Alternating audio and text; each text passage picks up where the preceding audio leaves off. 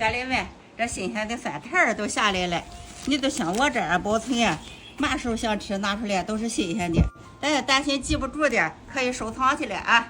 这毛摘摘啊，咱摘下来这毛也别逮了，咱留着它炒鸡蛋吃，也可好吃了。家人们，这个季节这蒜苔又新鲜又便宜，每年这个时候俺娘都好给俺储存上点儿，赶到时候天冷了贵了，拿出来吃一样新鲜，也不心疼。好，这些蒜苔可真不少，到时候够咱吃一阵的了。摘好的蒜苔啊，千万别洗它，切成个人喜欢吃的长度啊。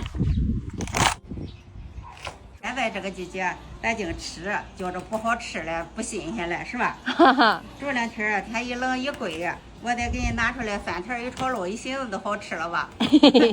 咱再找个这密封好的密封袋儿，再把它装里头啊，这样给它密封起来啊。在它的后半截给它留这么一个小口儿，再从这个后头给它卷起来，给它排排气儿，再把后边这个口儿给它这么封死。